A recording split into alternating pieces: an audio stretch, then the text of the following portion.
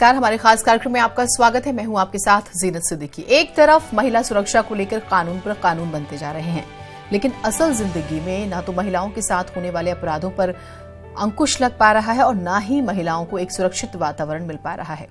आखिर कमी कहां पर है?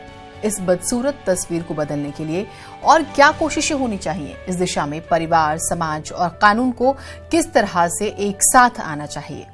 सवाल कई हैं जो हम पूछेंगे, लेकिन उससे पहले स्पेशल रिपोर्ट। हर रोज महिलाओं को अपमान, धमकियां, यौन शोषण और कई तरह की हिंसात्मक घटनाओं का सामना करना पड़ता है।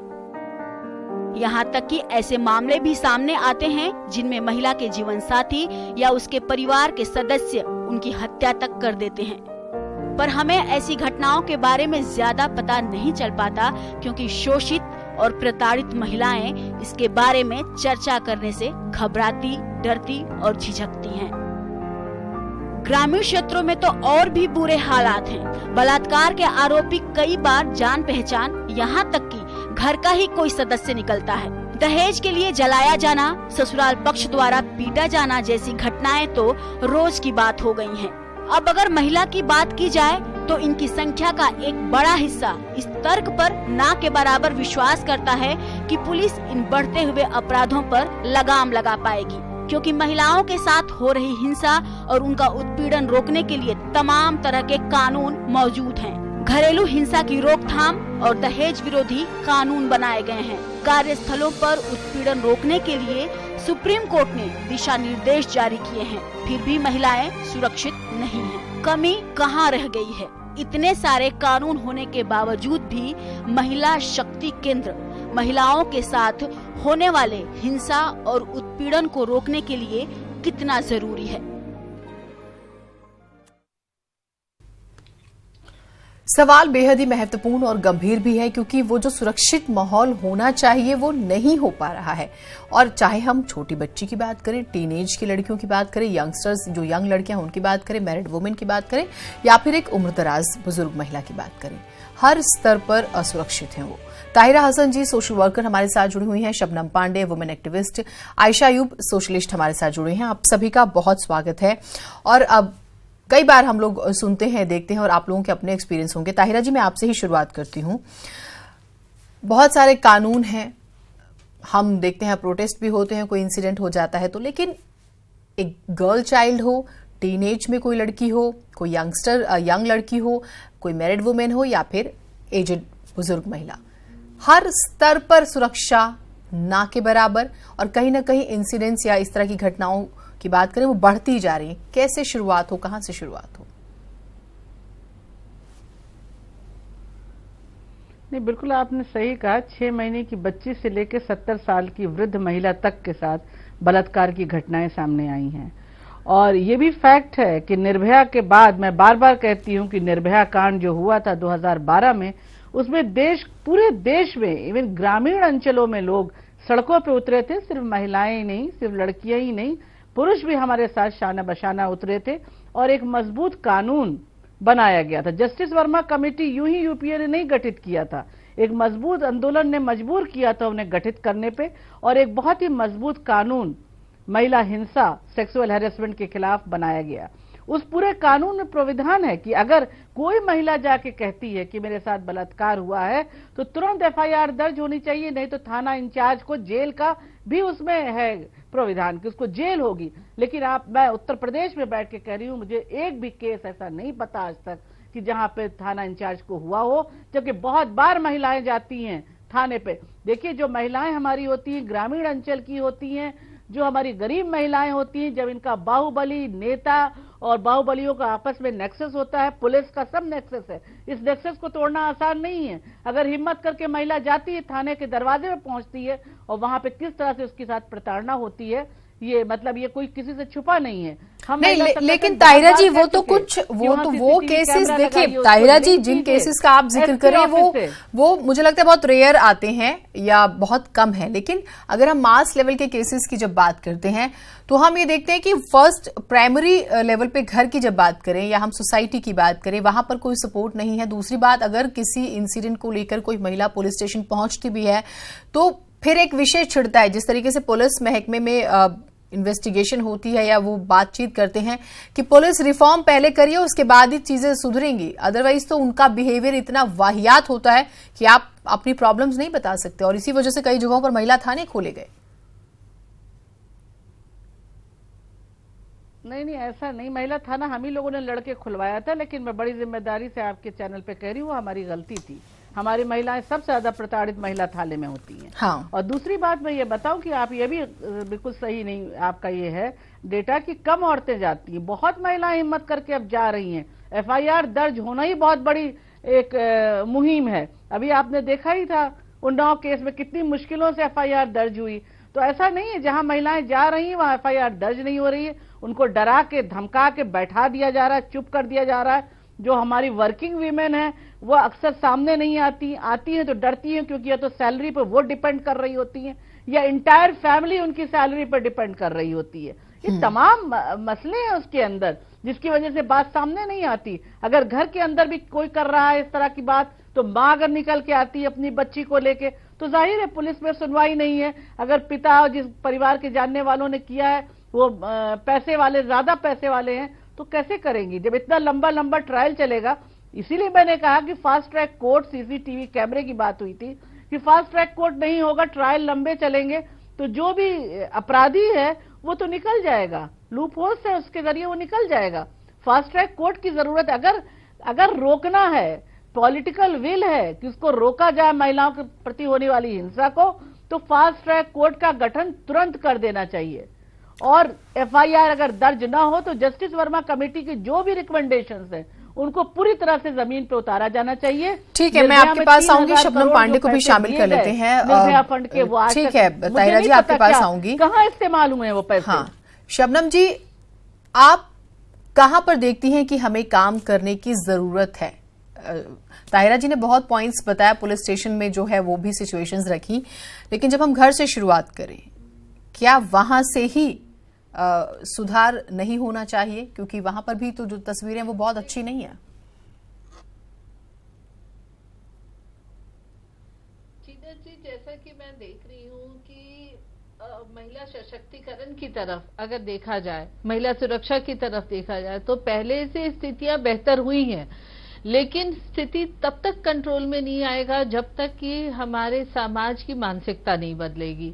सबसे पहली चीज तो देखिए, आपने भी कहा, ताहिरा जी ने भी कहा कि घर के लोग या परिचित लोग इस तरह की घटनाओं को अंजाम देते हैं।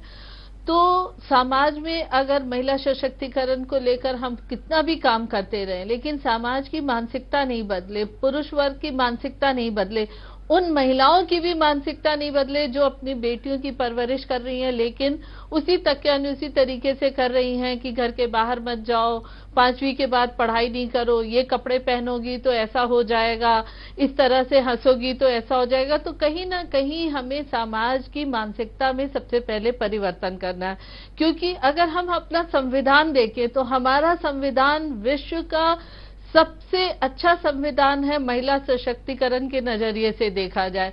कुछ ऐसी चीजें बची नहीं है जिस पर कि हमें संविधान में ये कहना पड़े कि हमारा संविधान इस जगह पर महिलाओं के पक्ष में नहीं बोल के पुरुषों के पक्ष में। संविधान की बात करें, अब समस्या तो ये है कि कितने लोगों को जानकारी है। हम सिर्फ शहरों में कहें या कुछ एक दूर दराज के गांव, कुछ एक परिवारों में कहें, लेकिन ज्यादातर लोग हैं जिनको उनके राइट्स नहीं मालूम है। अभी मैं कल की खबर बताती हूँ, कल ही एक खबर आई, बाइक नहीं दी महिला ने, शादी के बाद एक बेटी भी हो जाती है, बाइक नहीं दी, उसको मारना तो था ही, करंट के शॉट्स, बिजली के शॉट्स देने, वो हॉस्पिटल में एडमिट है। मैं एक खबर बता रही हूँ, और रोजाना सैकड़ों ऐसी खबरें आती हैं अलग अलग टॉर्चर करने की, और कहीं पे तो मार दिया जाता है। दहेज के मामले आप देखती हैं, ब्रुटैलिटी से मर्डर रोजाना हो रहे हैं। तो समस्या है कि आधे लोगों को तो जानकारी नहीं है। अब वहां पे संविधान की हम बात करें तो कहाँ ठीक होगा? नहीं,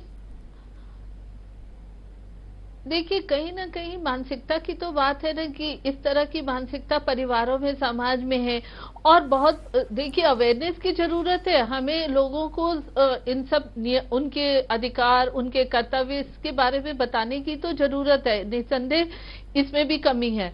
लेकिन कुछ लोग जानते हुए भी ये सब करते हैं। पता है कि अगर हम महिला का उत्पीड़न करेंगे तो हमारा संविधान, हमारे नियम कानून इतने मजबूत हैं कि एक बार अंदर चले गए तो निकल नहीं सकते, लेकिन वो इस बात का फायदा उठाते हैं कि महिलाएं दब के रहेंगी, चुप्पी साधे रहेंगी।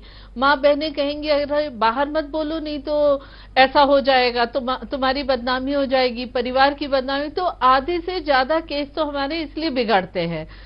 पुलिस थाने में जो है वो सिस्टम ही चला आ रहा है, समाज में नाम खराब होने का और बहिष्कार का तमाम चीजें। आयशा को भी जोड़ लेते हैं। ठीक है शबनम जी, एक बार आयशा को भी शामिल कर लेते हैं, काफी वक्त हो गया। आयशा जी, आपने दोनों ही हमारे मेहमानों को सुना, आपको क्या लगता है कहां से शुरुआत हम करें कि हमें तस्वीरें अच्छी नजर आए?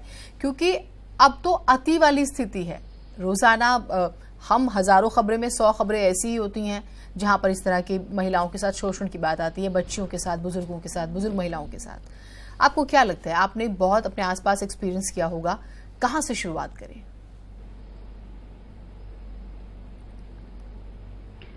शुरुआत हर चीज की देखिए घर से ही होती है, और हमें एज अ सोसाइटी माँ बाप जो हैं अपने बच्चों को, अपने लड़कों को ये चीज समझाएं और सिखाएं कि औरत क्या होती है, लड़की क्या होती है, तुम्हारी बहन क्या इम्पोर्टेंस रखती है इस घर में और समाज में, और उसको कितनी इज्जत तुम्हें देनी चाहिए। बाहर की औरतों को, लड़कियों को तुम्हें किस तरह से ट्रीट करना चाहिए, और तुम लड़के हो तो तुम क्या कर सकते हो, तुम क्या नहीं कर सकते हो, तुम्हें क्या करना चाहिए, बिहेवियर कैसा होना चाहिए।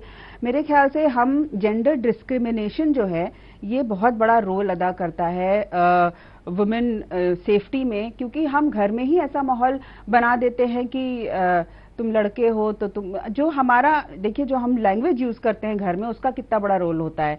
हम कमजोरी को चूड़ियों से जोड़ देते हैं, कहते हैं कि क्या तुमने चूड़ियां पहन रखी हैं, यानी कि जो औरत का एक औरत को देखने का जो नजरिया है वो ही कमजोर है। या हम लड़कों कहते हैं क्या लड़कियों की तरह रो रहे हो, तो मतलब लड़की कमजोर है तो तुम क्या रो रहे हो, तो तुम कमजोर हो। तो ये नजरिया घर से बदलना है, हमें अपने लड़कों को समझाना है कि भाई तुम बाहर किस तरह से लड़कियों के साथ मतलब बिहेव करो, ट्रीट करो उनको। सब हर शुरुआत घर से ही होती है, मुझे तो यही लगता है। लेकिन जब हम घर की तरफ झांकते हैं तो हम तो घर में ही फर्क देखते हैं। अब आपने कुछ एग्जांपल्स दिए, बिल्कुल सही बात है, लेकिन वो फिर परवरिश का, पानी मांगना हो तो नेचुरली माँ बाप जो है लड़की का नाम पहले लेंगे, वहीं पर अगर लड़का बैठा है तो भी उसको नहीं एड्रेस करते। तो हम, और फिर परवरिश का फर्क, खान पान का, पहनावे का, और फिर सोसाइटी का प्रेशर। और क्या आप इस पॉइंट से इत्तेफाक नहीं रखती कि ज्यादातर माँ बाप ऐसा नहीं है कि बेटियों को आगे नहीं बढ़ाना चाहते, आवाज उनकी नहीं बनना चाहते, कहीं ना कहीं सोसाइटी ज्यादा जिम्मेदार है और उनको वो डर है जो समाज का, इसकी वजह से भी बच्चियों को बाहर जाने से रोकते हैं?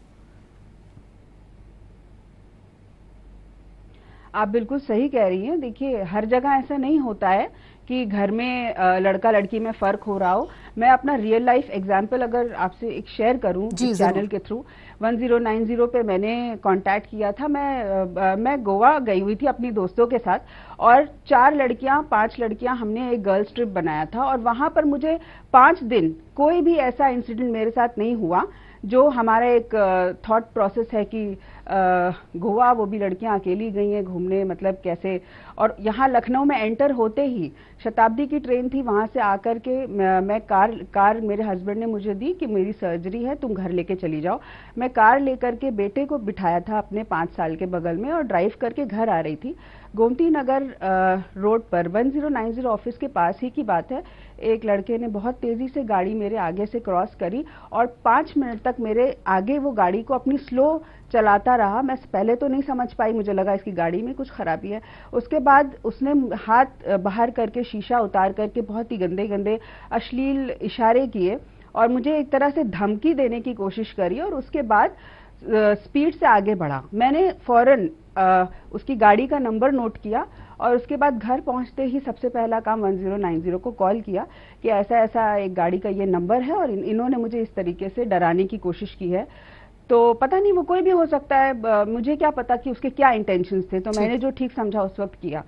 उसके बाद मुझे 4 घंटे के बाद 1090 से दोबारा कॉल आया और उन्होंने पूछा कि आप कहाँ पर हैं और वो गाड़ी कहाँ पर है। तो मैं तो शॉक थी कि भाई अभी कहाँ है वो गाड़ी। मैं तो आपको उस वक्त फोन किया था, एक्शन कब होना चाहिए, और आप अब मुझे कॉल कर रहे हैं। मैं तो घर पर हूँ अपने, आप ट्रैक करिए ना, मैंने तो आपको नंबर दे दिया है। तो उन्होंने कहा नहीं मैडम, हमारा तो जो प्रोसेस है वो ये है कि हम उस वक्त कॉल करते हैं आपको, और उस वक्त हम जो आप बताएंगे वहां हम आ जाएंगे। मैंने कहा अब तो वो चला गया है, अब मुझे नहीं पता, आप नंबर आपके पास है, आप अपनी कार्रवाई करिए। बहरहाल उन्होंने उसके बाद कुछ खास हुआ नहीं। मेरे एक दोस्त ने मेरी मदद की और फिर ट्विटर पे सीनियर इंस्पेक्टर को टैग करके जब ये सिचुएशन बताई, फेसबुक पे मैंने ये चीज़ लिखी, तो फिर उन्होंने हमें कहा कि ठीक है आपकी मदद होगी बिल्कुल। फिर उस नंबर से उस लड़के को ट्रैक किया गया और पुलिस थाने बुलाया गया।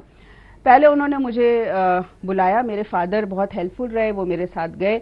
उन्होंने मुझे कहा कि पहले आप इस लड़के को पहचानिए, किसी और को दिखाकर मुझे कहा। तो मैंने कहा नहीं ये तो वो नहीं है। फिर असली लड़के को सामने लाए, फिर उसको पूछा कि भाई ऐसा ऐसा हुआ था। फिर वो तो खड़ा था सामने, हाँ वो तो समझ गया, क्योंकि उसकी तो वहां पे इसलिए उसकी हालत खराब थी। उस वक्त तो उसने सोचा था कि मतलब मैं तो कुछ भी करके निकल जाऊंगा, और कौन है इतना, कौन एक्शन लेता है। ठीक बात है, यही तो अब बहुत आपने बहुत अच्छा एग्जांपल अपना जो बताया उसके जरिए ये बात है कि देखिए दो बातें हैं। आप तो जागरूक थी तो आपने स्टेप्स उठाए, जो जागरूक नहीं है वो क्या कर पाए, पहली बात। दूसरा, आप पूरी दुनिया घूम कर आ जाइए, आप सेफ हैं। जब आप अपने शहर में अपने घर में आते हैं, वहां क्या तस्वीर है, वो भी एक तस्वीर सामने। तो आज हम यही जानने की कोशिश कर रहे हैं कि तमाम तरीकों से बच्चियों के, लड़कियों के, महिलाओं के साथ शोषण होता है और क्यों फुल स्टॉप नहीं लग पा रहा है। तायरा जी, जब हम वर्क प्लेसेस की बात करें और उन लेडीज की बात करें जो कि सक्सेसफुल हैं, जो या फिर हमें कहें कि इंडिपेंडेंट है, अपने पैरों पर खड़ी हैं, दो चीजें, टॉर्चर उनका भी होता है, हमें कहें कि काफी हद तक उनको दबाने की कोशिश भी होती है। दूसरी बात ये कि अगर एक वुमेन सक्सेसफुल है, दैट मीन्स कि अगर मेंस की बात करें, ज्यादातर, सभी तो नहीं कि नहीं ऐसे नहीं इस तरीके से सक्सेसफुल हुई होंगी, ये नहीं हार्डवर्क तो कर ही नहीं सकती, बहुत हल्के में आंकते हैं। जैसे भी हमारे एक मेहमान ने कहा कि चूड़ियों का जिक्र करते हैं, अरे रोने का जिक्र करते हैं, ठीक वैसे ही जब सक्सेसफुल एक वुमेन है तो उसको आंकने का तरीका भी बहुत अलग है। नहीं बिल्कुल, देखिए ऐसा नहीं है कि सिर्फ मैं कहूँ मार्जिनलाइज क्लास में ही औरतें झेल रही लड़कियां। अभी तहलका का आप सबको पता है कि जर्नलिस्ट के साथ जिस तरह का हुआ था और उसने जिस तरह बहादुरी से लड़ा, उसके पीछे भी लोग खड़े होकर यही कह रहे थे। देखिए हर बहादुर औरत के पीछे लोग खड़े होकर कहते हैं कि औरत सही नहीं है, क्योंकि जब औरत अपने अधिकारों के लिए लड़ती है और बराबर से पुरुषों की आंख में आंख डाल के बात करती है, तो ये सवाल खड़ा होता है। बहुत सी जगहों पे महिलाओं का जो बलात्कार होता है, तो आप पूछेंगे तो आपको पता चलेगा, या बच्चियों का, कि बहुत बार जब उनके साथ ई टीजिंग होती है, छेड़छाड़ होती है, तो उसका जवाब देती हैं वो लड़कियां, मुंह तोड़ जवाब देती हैं। वो थाने में भी जाके कहती हैं, लेकिन थाने में कुछ होता हुआता नहीं है। और आखिर में वो जो पुरुष ये पूरा ये पैट्रियार्की का एक ये सोच समझ है, वो एक बलात्कार को हथियार की तरह इस्तेमाल करते हैं महिला के आत्मसम्मान और आत्मबल को तोड़ने के लिए। बिल्कुल, तो ये समझना होगा कि ये सब हम लोग जानते हैं कि जो किताबें भी हमारी हैं उनमें भी इस तरह से लिखा हुआ है, रीता गुड़िया खेल रही है, रवि फुटबॉल खेल रहा है, वो तो पूरा जेंडर डिस्क्रिमिनेशन है। और घर से भी होता है, माएँ करती हैं, माँ और पिता दोनों मिलकर करते हैं। अगर लड़के और लड़की दोनों के एग्जाम है और अगर किसी को डिस्टर्ब करना है तो बेटी को करेंगे, बेटा बेटी दोनों को अगर पढ़ने बड़े किसी अच्छे स्कूल में भेजना है तो बेटे को भेजेंगे, बेटी को नहीं। यही वजह है कि जो है वो कानून से ठीक तायरा जी, और कहीं ना कहीं हमें इसकी बात अभी शबनम जी आपके फाइनल कमेंट्स क्या हैं? इम्प्लीमेंट करना चाहिए, मानसिकता बदलने का इंतजार नहीं होना चाहिए। ठीक, आपने अच्छी बात कही है, मानसिकता बदलने का इंतजार मत करें। हाँ, कानून जो है उसको इम्प्लीमेंट करें। ये आपने अच्छी बात कही तायरा। शबनम जी आपके फाइनल कमेंट्स क्या है? वक्त की बंदिश है, फिर आयशा जी से भी उनके फाइनल कमेंट्स ले लेते हैं। शबनम जी, देखिए मेरा ये कहना है कि महिलाओं को एम्पावर करने के लिए, सशक्तिकरण करने के लिए केवल सुरक्षा की ही जरूरत नहीं, और सुरक्षा तब आएगी जब महिलाएं पूरी तरीके से शिक्षित रहेंगी, उनमें आत्मसम्मान की भावना से वो परिपूर्ण रहेंगी। और पहले महिलाओं को भी कदम उठाने की जरूरत है कि हम किस तरीके से पुरुष समाज से लड़ें और आगे बढ़ें। जब वो आर्थिक रूप से मजबूत रहेंगी तो कहीं ना कहीं आत्मसम्मान की जो लड़ाई घर से शुरू होती है वो उसको आत्मबल देगा। शबनम जी, आपने भी वैलिड पॉइंट रखा है। आयशा जी, आपके फाइनल कमेंट्स क्या रहेंगे? मेरे फाइनल कमेंट्स देखिए ये हैं कि हमें ये इंतजार नहीं करना चाहिए कि बाहर की दुनिया बदलेगी तभी हम सेफ फील करेंगे। हमें अपने आप को भी तैयार करना होगा। मुझे लगता है कि हर स्कूल में सेल्फ डिफेंस की क्लासेस दिए जानी चाहिए गर्ल्स को, और हर किसी को, हर औरत को अपने आप को फिट रखना चाहिए और सेल्फ डिफेंस जरूर सीखना चाहिए कुछ हद तक। कुछ पॉइंट्स जरूर अपने, कुछ सेफ्टी की चीजें अपने पास रखनी चाहिए और अपने आप को बचाने के लिए अपने आप को ही सक्षम करना होगा। ठीक, बहुत माफी चाहेंगे, वक्त की कुछ कमी है, लेकिन आप सभी का बहुत शुक्रिया हमारे साथ जुड़े। लेकिन हाँ, इंतजार करने वाला वक्त अब नहीं रहा है। आपको शुरुआत घर से करनी होगी और घरों से ही तो समाज बन रहा है। तो फिर समाज बेहतर होता है तो यकीनन फिर इस तरह की समस्याएं नहीं आएंगी, लेकिन घर से शुरुआत करनी होगी। जब तक देश में आधी आबादी डर के साए में जीने को मजबूर है, हम कैसे कह सकते हैं कि हम एक विकसित समाज में जी रहे हैं? इसलिए सिर्फ कानून ही नहीं बल्कि मजबूत इच्छा शक्ति से जब हर नागरिक महिलाओं के प्रति होने वाले अपराधों के सामने ढाल बन जाएगा, उत्पीड़न का ये सिलसिला वहीं रुक जाएगा। हमारी इस खास पेशकश में आज इतना ही। दीजिए इजाजत।